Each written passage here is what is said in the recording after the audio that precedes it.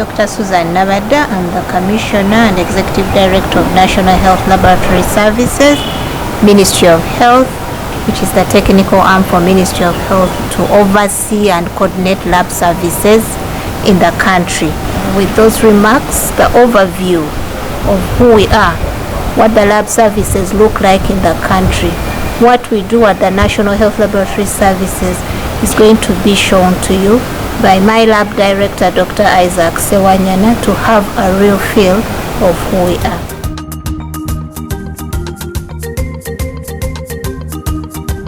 Laboratory services are traced back in 1926 in Uganda, when we had the first laboratory during the colonial times of the British.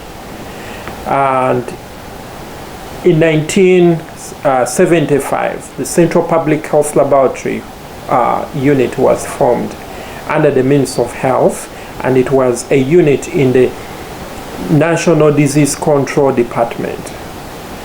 And it has since grown that in 1998 it was promoted to being a division in the Ministry of Health, and in 2018 it has become a department under the Ministry of Health. A department is headed by a commissioner in the Ministry of Health. So the Uganda National Health Laboratory Services has two major roles. One is to provide governance and stewardship, which involves coordination of laboratory services in the entire country. And the second role is to provide reference services, especially for the specialized services that cannot be offered at lower health facilities. We have built a lot of capacity, as you see in the video, for to support the specialized lab services.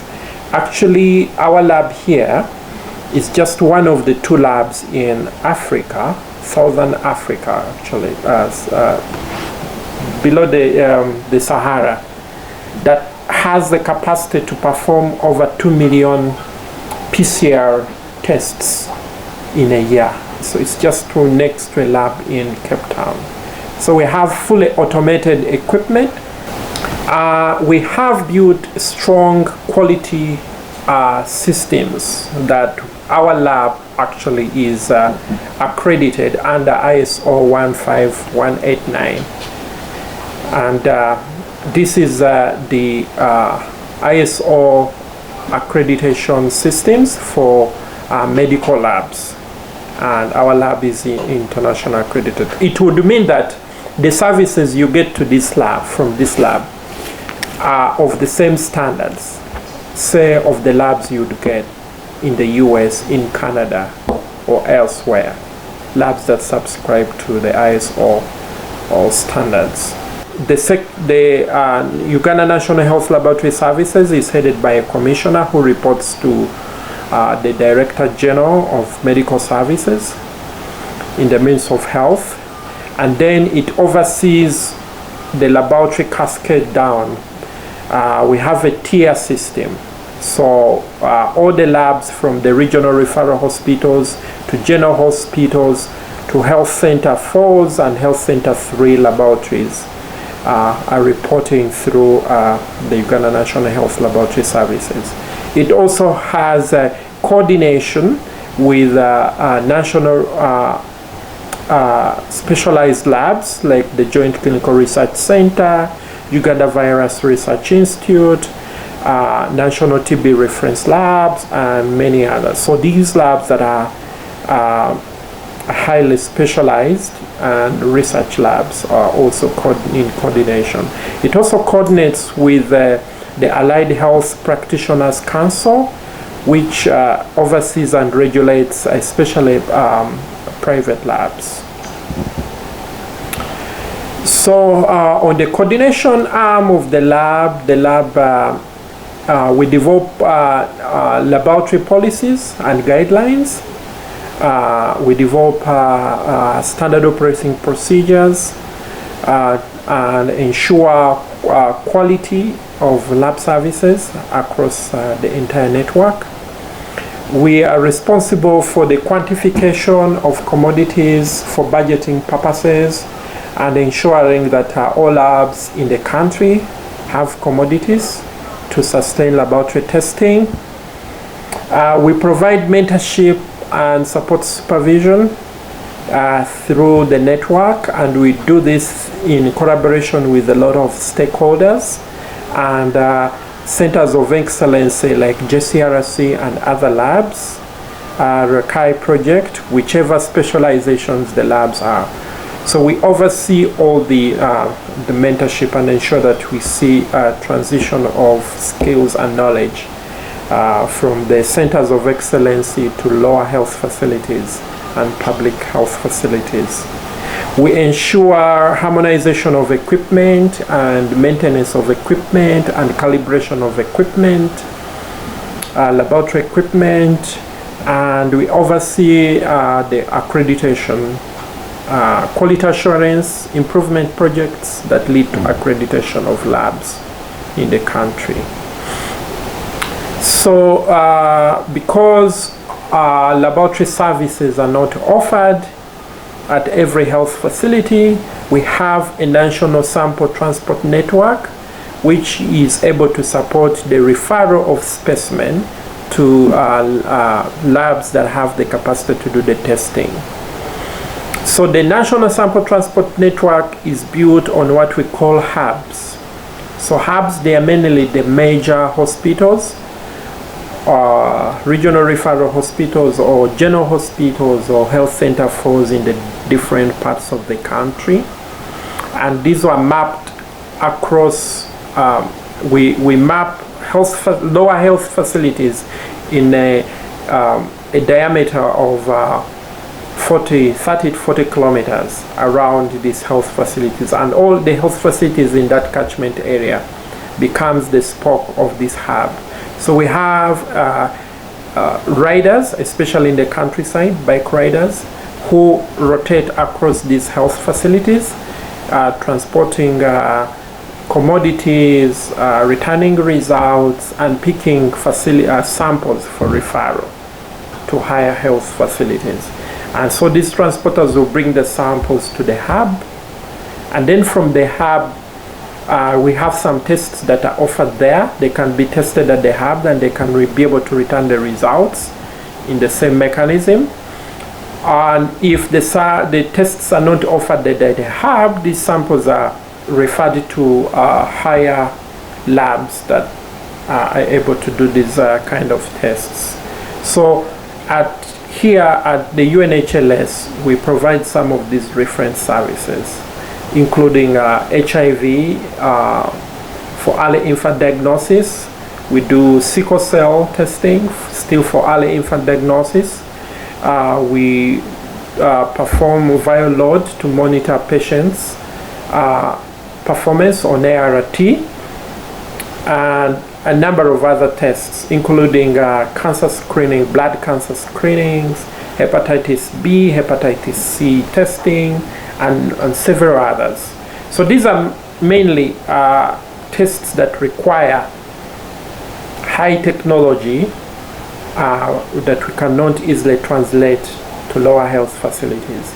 And even when we can be able to translate to lower health facilities, we found it relatively cost-effective, cheaper, and sustainable to centralize some of this testing.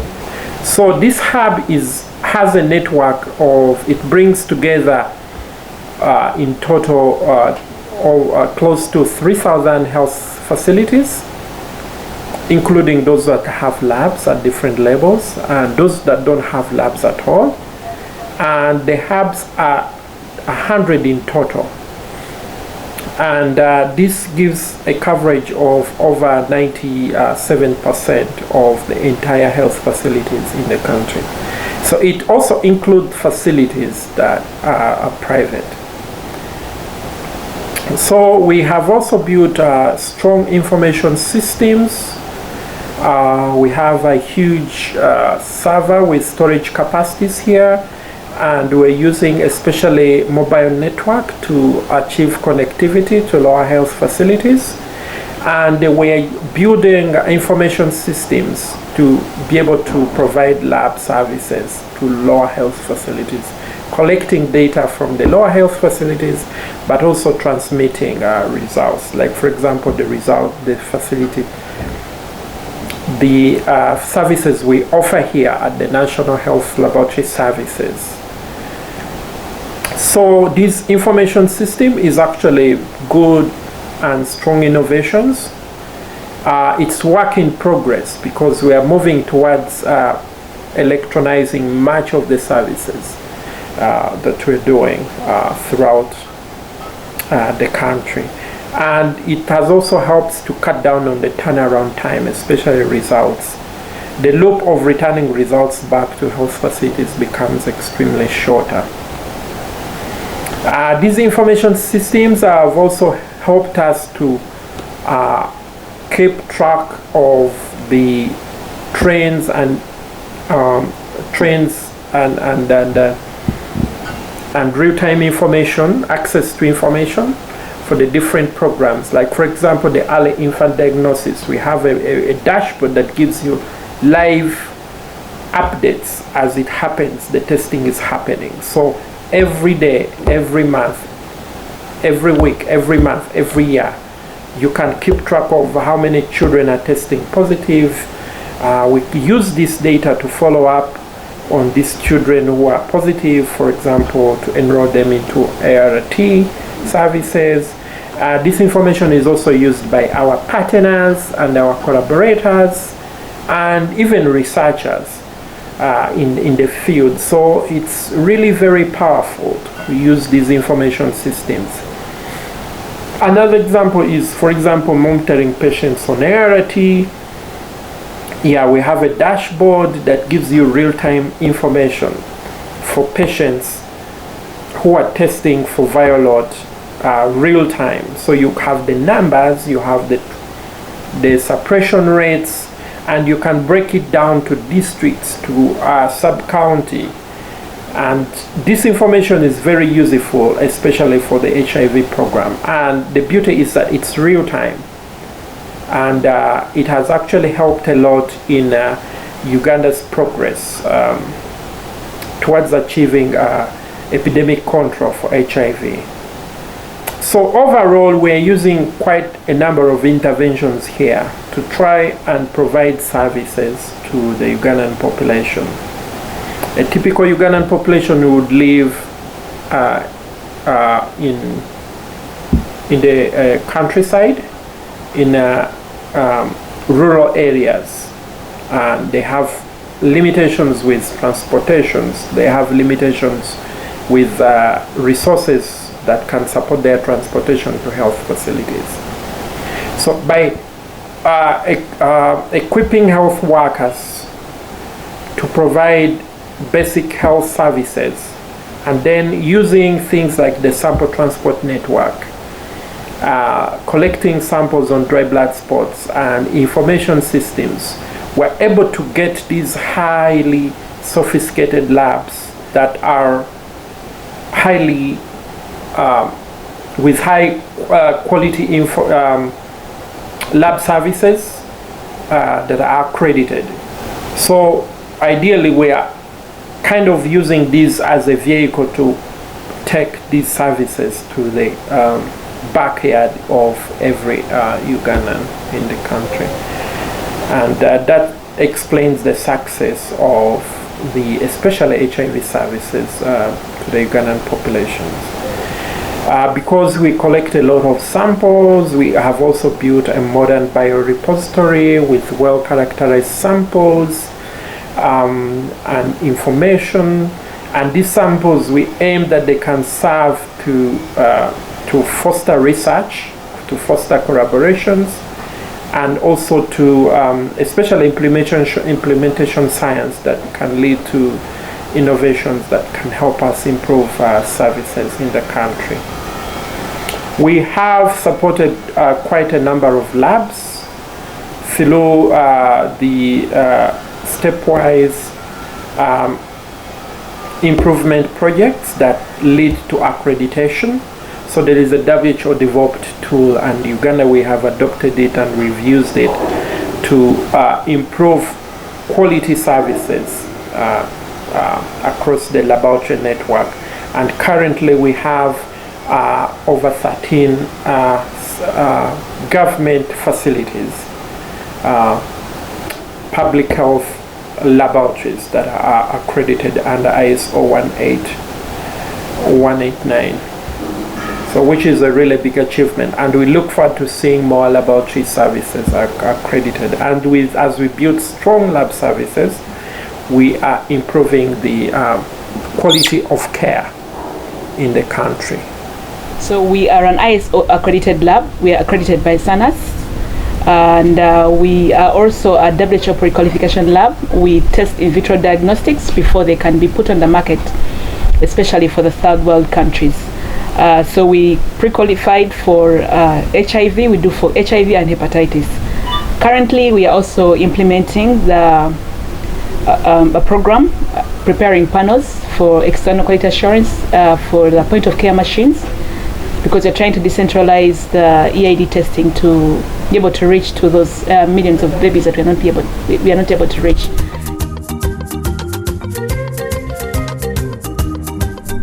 Where we are standing right now is the sample reception of the institution, and this is the first time point where samples from across the country, from the different districts and the different hubs come. A number of samples are received at the sample receptions, and these fall from diagnostics and surveillances and outbreaks, and also EQA samples for external quality assurance programs.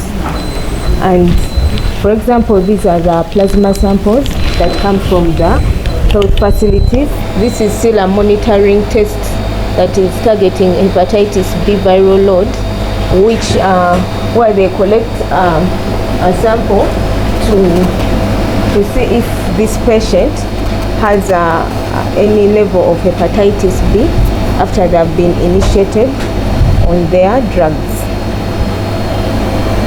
And still in terms of sample management, we have a number of 2 to 8 refrigerators where we are able to store the samples to maintain the integrity of the sample.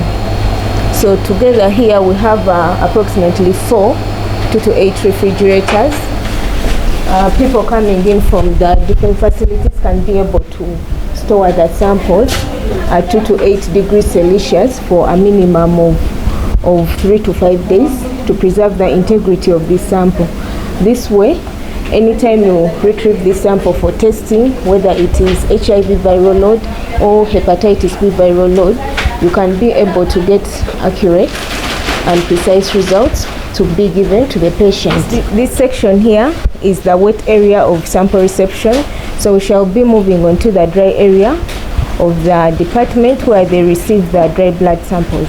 This is the dry area for the sample reception department, and right here I'm with the team that works on a team of laboratory technologists that do the primary role of receiving and approving the different samples that come from the health facilities.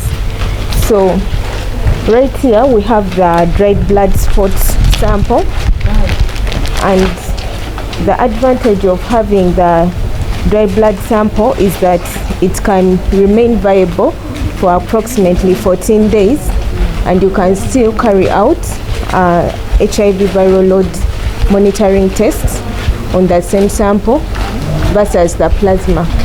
So you find that most of these samples come in from the remote health facilities of Uganda that do not have the capacity for cold chain management.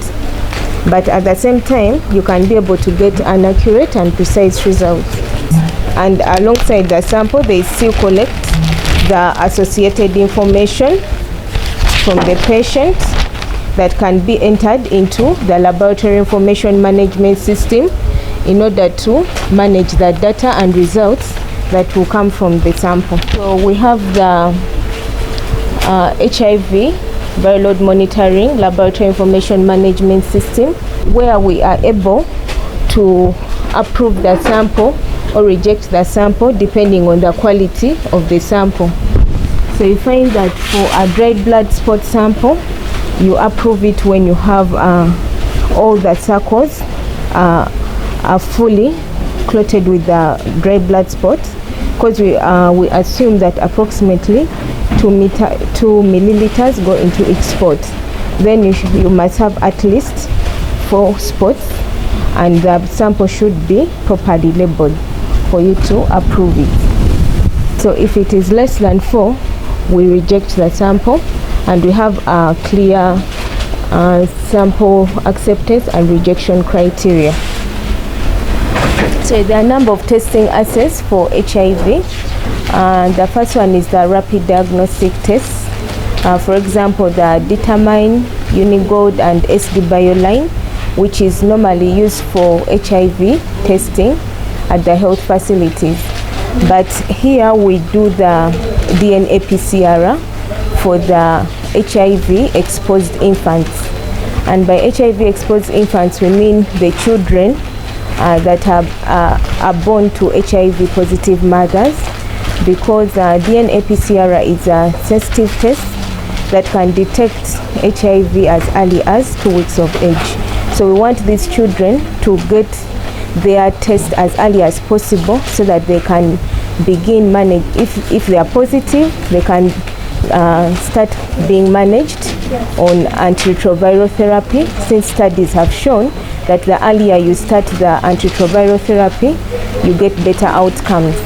And if the child is negative, you can be able to also manage them appropriately in terms of management, and also breastfeeding, and also for psychological support for the mothers. After the samples have been appropriately approved, this is an example of a sample that has been approved.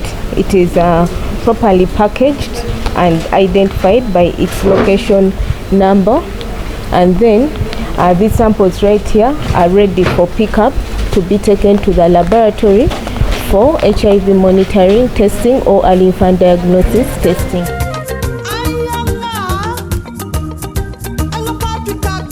From sample reception, we receive different sets of data.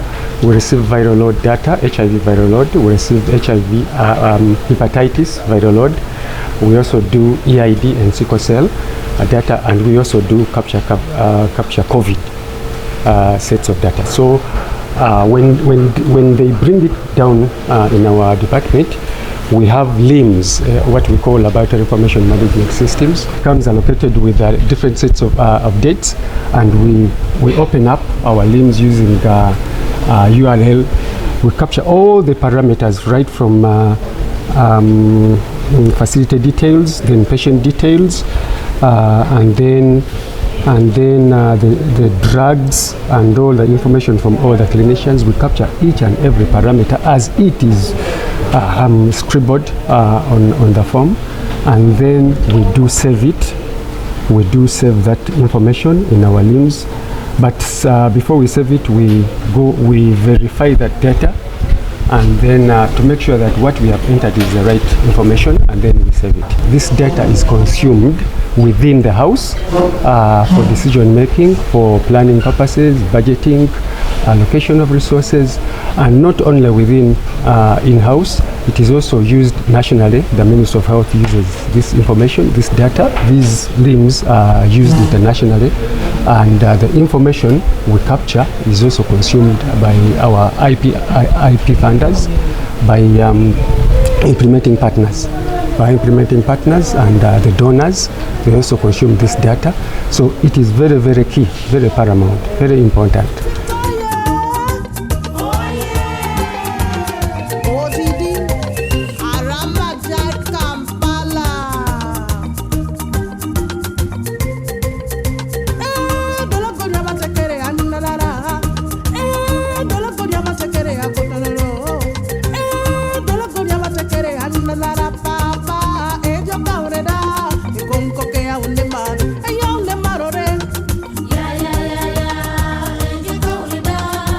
This is the facility where we do test them from. This area is the preparation area, sample preparation area.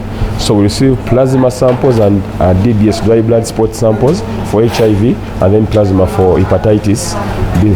So we do test viral load for both hepatitis B and HIV. We generate a worksheet in a system that has 96 samples. So this worksheet, these samples have unique identifiers and unique locator IDs that are specific for that sample on the worksheet. So this is what guides us in our processes. Once you make a worksheet of 96 samples, so it prepares the tubes you're seeing here, which has the 96 samples that correspond with the worksheet. Now after that, these samples are eluted using these heat blocks. So what we are doing here in elution, we are trying to get the blood that was on the dry blood spot off the card into a solution form that we are going to use and load on the machine. Once you get that dry blood spot, you elute it and you get a solution. In other words, you're trying to get blood from the paper, and then this is a Panther machine. So we use it also to do a viral load. It does also HCV, it does hepatitis. Yeah, this is another technology, a platform that we use. So after preparing your samples that side, you come here and load the samples here onto the machine. It's a robotic kind of system. So you set it, it does the extraction. So if you have a dry blood spot or a plasma sample, what this machine does, it extracts the RNA of the virus, HIV virus. Once it extracts the RNA of the virus, so you do what we call amplification. So when you amplify the virus, then you go that side where we do the detection from. So the machine will be able to tell you, in this person's blood, he has approximately this number of copies of the virus. So depending on what the machine tells us, then we shall be able to know whether the patient is responding to treatment or not responding to treatment. Before they conclude by saying someone is resistant to the drugs, they should switch to another line of drugs or second line or superior line of drugs. So we have a cut of less than 1,000 copies. That person is suppressing the virus, is taking the drugs. Above 1,000 copies, probably this person is not taking the drugs, or there is something wrong with the system, or the person is developing what they call resistance. In a day, we output over 4,000 results, HIV viral results, over 4,000 daily. In a week, so in a month, we output around 120,000 viral results. Yes. So basically, this is what we do here. This is another lab. You know, this lab is in stages. We have a preparation area, a processing area, and then a detection area. So after extracting your sample and adding what we call master mix reagents, so you come here and do the detection from this room. This is called the post-amp room, post-amplification room. So what happens here, a machine will give you results for each sample that was on that worksheet. For example, it will give you a result of every patient whose sample appeared on that worksheet. It has 96 samples, a worksheet, so you'll be able to see. Like I said, we have a cutoff of 1,000 copies. So if someone has results that are above 1,000, probably that person is not suppressing the virus, or the person is not adhering to treatment, or the person is developing resistance.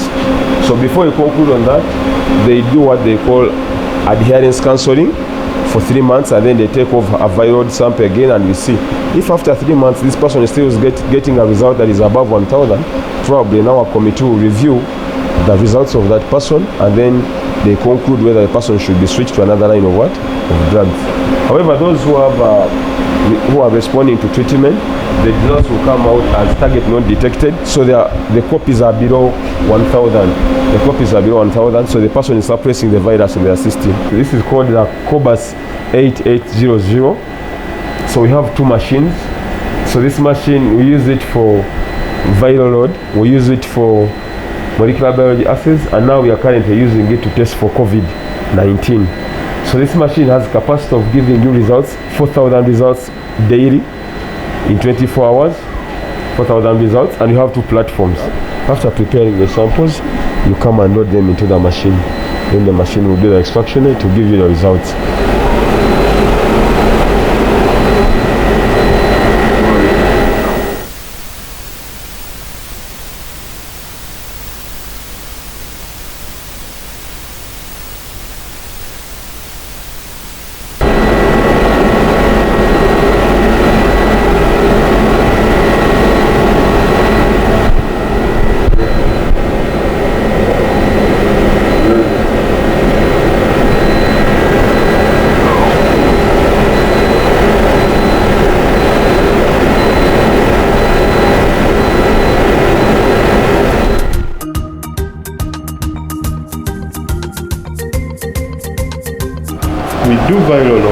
we find out for the first time that the patient viral load is above 1,000 or is unsuppressed, the clinicians go ahead to do intensive care adherence monitoring models, and they repeat that after 3 or 6 months. They do another viral load. If they find out that the patient viral load is high, it's above 1,000 still, we suspect that this patient must have had drug resistance. And we do what we call HIV genotyping. In this case, we get the virus, we look at its DNA, and we see what changed on the virus, because what changes on the DNA impacts how it responds to the drugs. We can tell with that test that this patient can be put on this drug and this patient cannot be put on this drug, what we call the drug susceptibility scores. So you find that this guides clinicians to decide for this patient or the next course of action for this patient. However, it can also help tell the clinician that this patient has not been adhering to treatment. When you find that his subsequent viral loads are high, but there is no resistance in this patient, so we recommend to the clinician to go ahead and put intensive care adherence to models to this patient. So as a lab, we established a platform where we can do as very many tests as possible, as many as 600 tests per week for on a national program, and we can avail that sample result within 2 weeks time point when we find out that this patient, or when we suspect that this patient is not suppressing. So for clinicians, they usually do this when they are initiating treatment, when someone has never taken treatment. So they do a test to see which drug is best for them, because we all know that there is some percentage of drug resistance within the population, even when you're not in drugs, but it's already there. So some, they do that, those who can afford, but with the national program, they start you right away, but along the way, when you continue failing, you're referred for drug resistance. That aids which other drugs can be given to you, because with HIV, we don't have very many options around. We have very few, and we have to be very careful with whatever option we give you, and that's why we opt for a drug resistance test. In the viral section, if after doing the test, we have databases that can tell us that this patient has been on treatment and they have done 2 subsequent viral loads and they are above 1,000, right? That helps us to select. The system tells us that this patient is eligible for drug resistance. So we pick that patient's sample, they help us extract the viral DNA or RNA of the virus, and we get it out, we bring it here, and then we amplify it, what we call RT, reverse transcriptase polymerase chain reaction.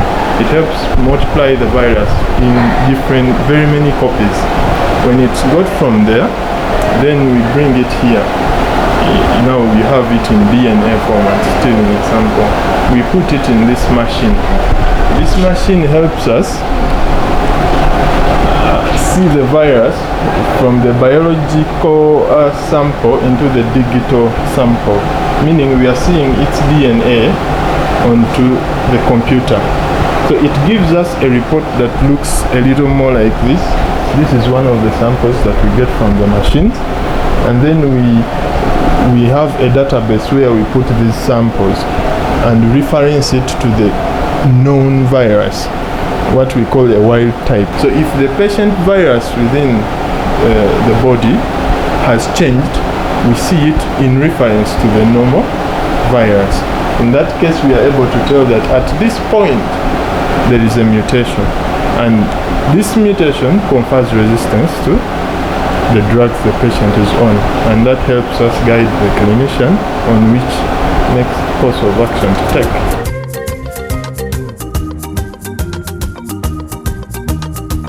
We receive 2 types of samples. Right now, we have samples that come in directly, those who request for sickle cell, and then the other group is those who request for sickle cell and early infant diagnosis for HIV.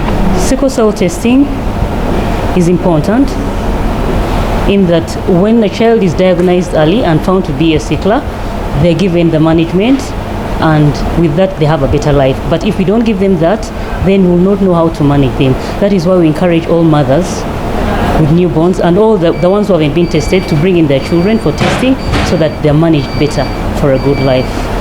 We do selecting because we put samples onto the worksheet as we get them. So what we have is what we put on the worksheet. When it amounts to 80, we arrange them in an order, and after arranging them, we bring them here for punching. We have an elution buffer that enables the sample to elute. Remember, it's a DBS, and we want that liquid part, so we have to put an elution buffer to elute the samples. We give it 30 minutes. After the 30 minutes, we have to load them onto our gel box, and the method we are using in the lab is ISO electrofocusing. These are the gel boxes that we use. And this is what the gel looks like. So we load and put our samples here.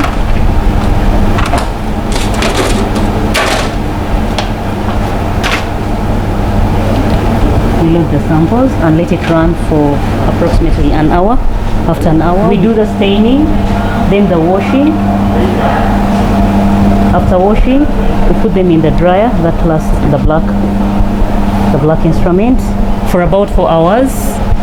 And after the 4 hours, we are able to pull them out and do the reading, the scoring.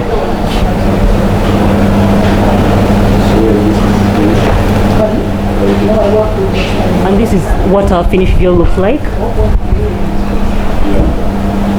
It carries 80 samples with controls.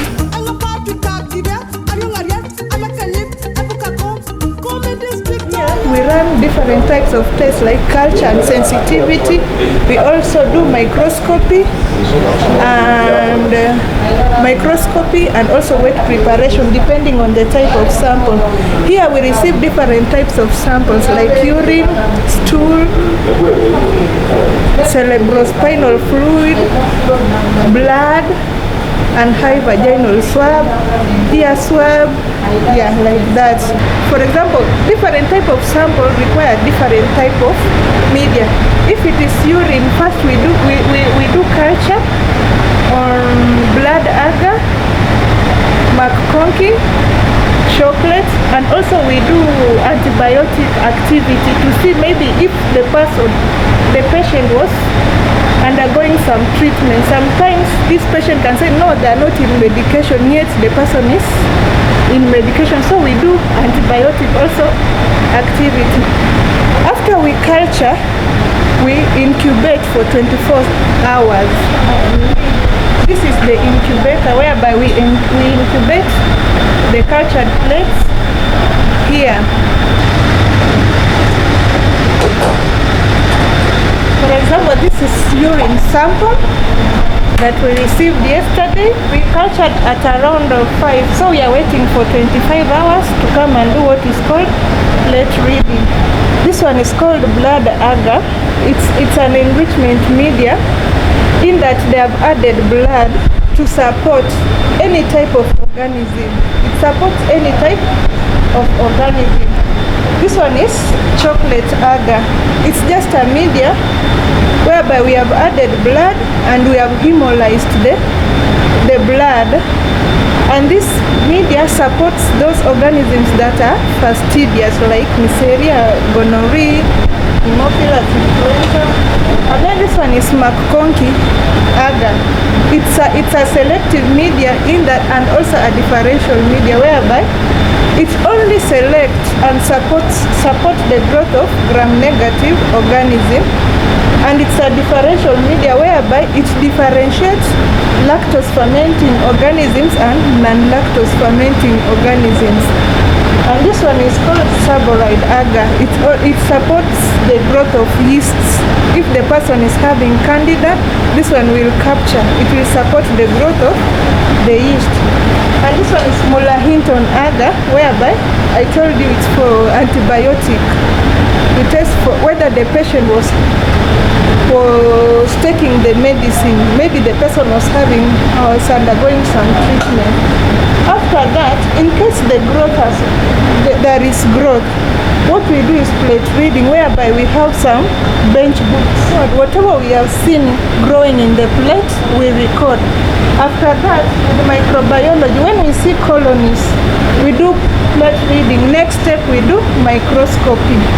So if the patient was having parasite, we can be able to see under microscopy. Also, apart from that, if the person, we can also observe the yeast cells in that sample.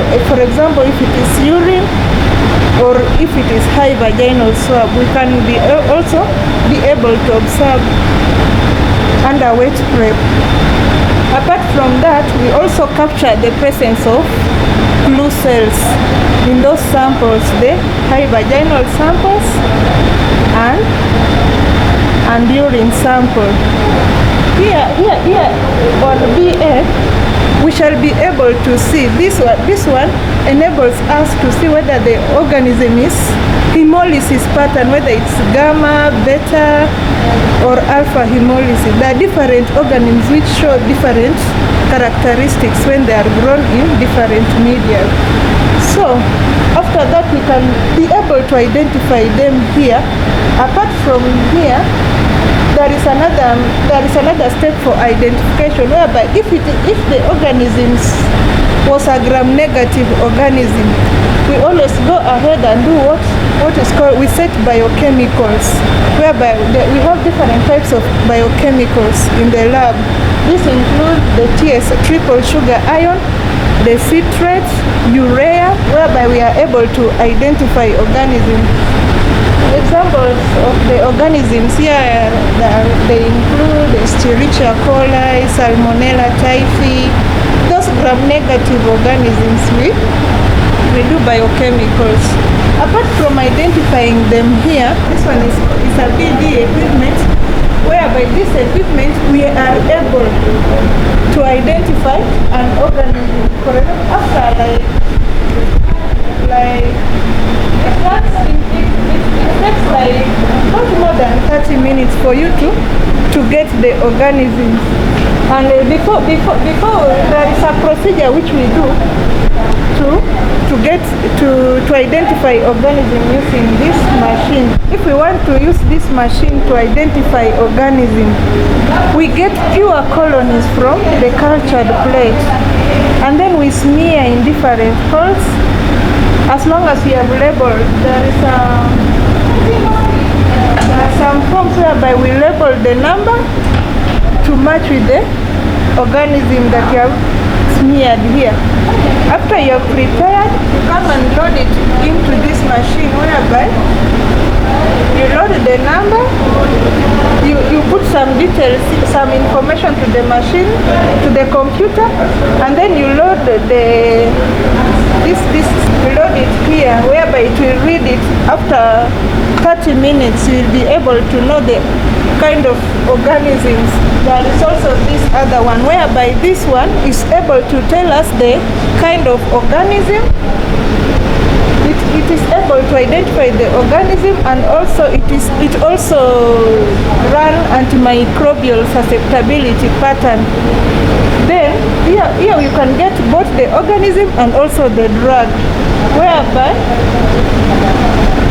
it is of more advantage, because the way they have set the computer, it uses the CLSI standard.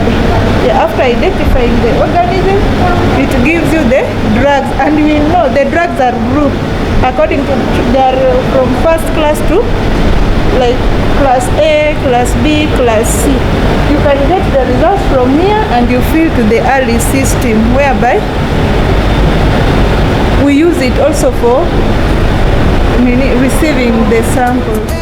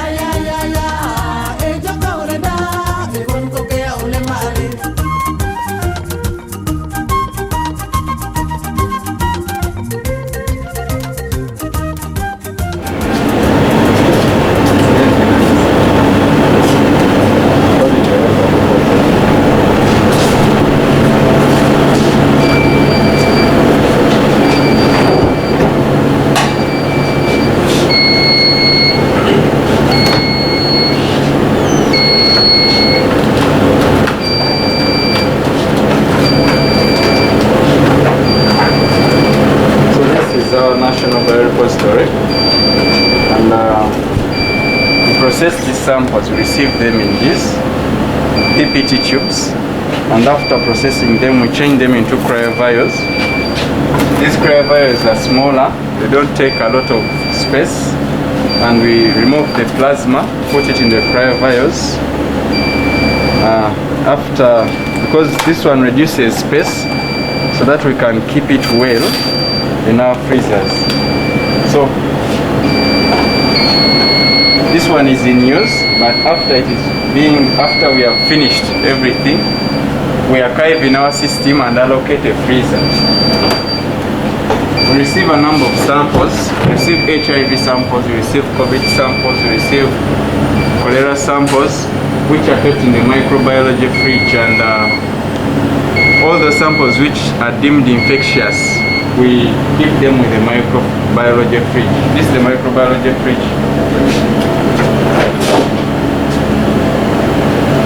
So in microbiology fridge, we keep isolates for different microorganisms, and these microorganisms come from the different health facilities across the country. So the work that is done on these samples, some of them are used for research, and then some of them are used for antimicrobial drug resistance testing.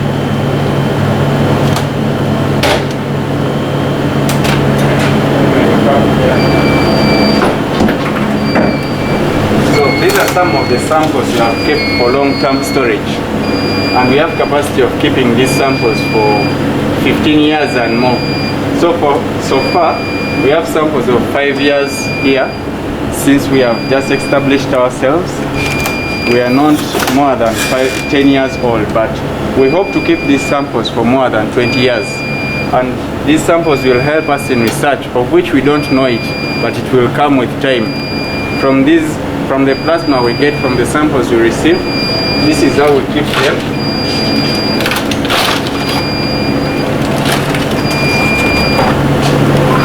These are the cryovials we keep them, and they are safe here. They cannot be destroyed.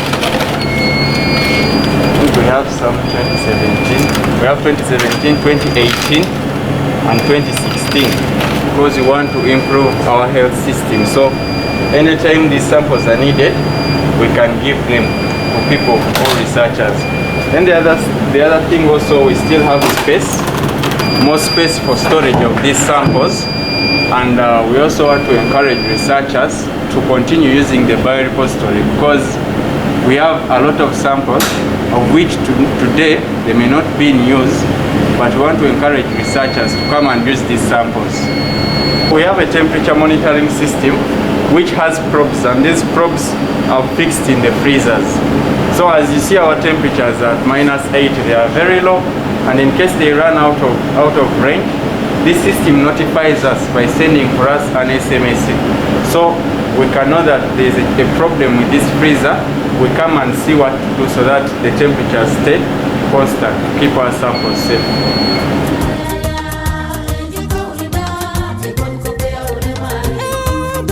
Visit our website, cphluganda.org, to be able to access all the information they might want to get from our, relating to our institution. We have all these dashboards that you can, look around and see how basically you can come in and help us to maybe improve the kind of system that we are giving. We have an enormous task to give a service to over 45 million Ugandans, and the opportunities are immense. We have samples that we've been collecting across the entire country,